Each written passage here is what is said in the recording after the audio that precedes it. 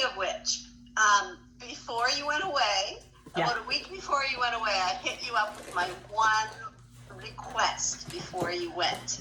Yes. And that was, I said to you, if you have even 30 seconds where you could talk with Teresa or Eddie about their role in Paula's world, that I would love to hear something about their work, their tasks that they do, what they manage, because I kind of work in isolation with you, and we have jokingly said, you know, Eddie is the Paula, what Janet is the Lisa, or something like this, right? Yes. And I thought if you could just glean anything from them, or even just witness what they do, that would be a great souvenir to bring back to me, to be able to talk about their jobs or whatever. And so I'm so excited that you got to meet both of them. Yes, they were both equally sweet, kind, and amazing. And they just, when it came time to get the work done, they just started going into orbit. It was great. It was great. As soon as I got over my embarrassment and humiliation of trying to take over her show. Anyway. I don't know if our viewers realize that what they see online in terms of the video footage and the posts that are done on the page is the tip of the iceberg of what goes on to make our social media work. Yeah. And so all three of us right now, you and Sid and myself, are working every day behind the scenes at all how you make that machine be well oiled and work. Yes. And you know, we're always brainstorming and thinking and problem solving and figuring out how to handle different situations or how to program different content, etc. And then the products that go up online, the videos, the posts, the pictures, etc., are the result of that work. But it takes a lot of coordination, and with the viewership that we have being so awesome and whatnot. Yeah, there's a lot to that. So for you to be able to see and visit and meet some of Paula's team was a gift.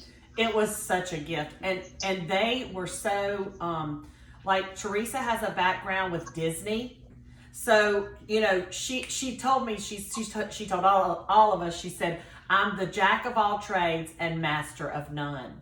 And I, you know, that humility came through to me in her saying that, but also the fact that she is the person that organizes and makes that happen for the recording in Paula's kitchen. And the other thing I thought was so sweet is, and we were discussing this, I don't know if they were filming or not, we'll see when the video comes out, but when Paula and Michael were in quarantine, just like the rest of us being in quarantine, her viewers wanted more recipes. They wanted to see her more.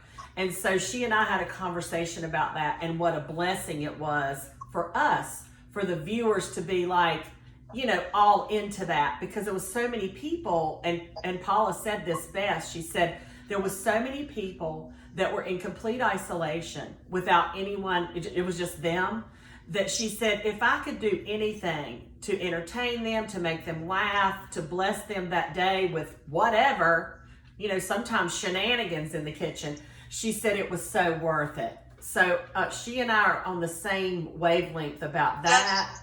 Yes, and doesn't that just remind you it was amazing. Of the spring of 2020, a year ago? Yes. When you were home from work and I was home from school. Yes. And working from home, and we were having those same conversations, and we had such heartfelt messages from our own viewers, sometimes directly in the public comments, sometimes in messengers, sometimes through email, about the trials and tribulations and challenges and the losses, and just such passionate sharing that happened with us. Yes. And we can't keep on top of responding to everyone. No. But we certainly read and felt the emotions of things that people were going through. Exactly. From, you know, loss and worry and concern, to just the feelings of grieving their daily activities or the close proximity of their families and being at home alone. And we too like Paula, we're thinking, how can we embrace our viewers? How can we connect with them, share with them, and help one another fill that void a little bit? And it was such a humbling experience, Janet, for you and me and Sid. And, you know, back then, Kurt was also still working with us. So, and Julie, I mean, there's a lot of people that made all that possible. But the feedback that we got from the viewers was such a positive, you know, generally speaking, the reaction was positive. Because they were too, you know, hey, there was a lot of boredom going on then. Yes. People trying to figure out what to do to busy themselves.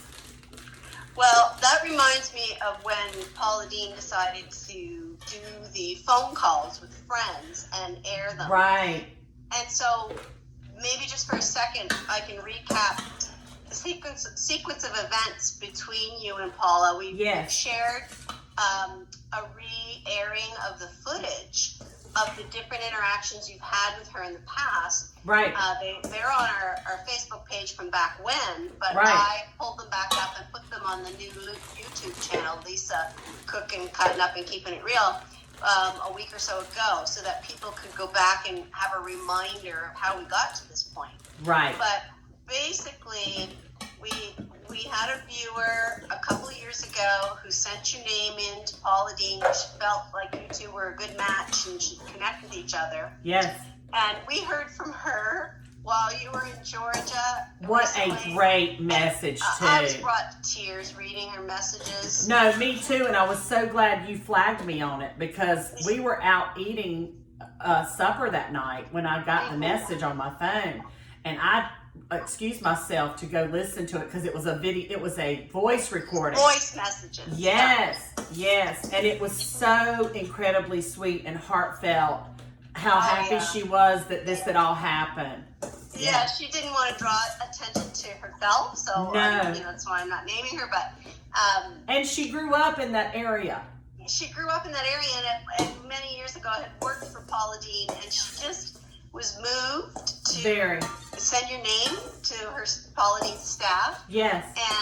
And when all of these different interactions with Paula Deen have come to fruition, she has just felt like she made a dream come true, or was a small part of that, but she really was the instigator of it. She was the catalyst. If it wasn't for her, none of this would have happened. No, she was the catalyst because I naturally, when I did things in my kitchen, and I have some of Paul's stuff, I mean, I'm drinking from this coffee cup, but I have spatulas and some towels and some aprons, and naturally, when I was recording, I would just say, you know, this is a Paula Deen recipe, or this is my Paula Deen spatula.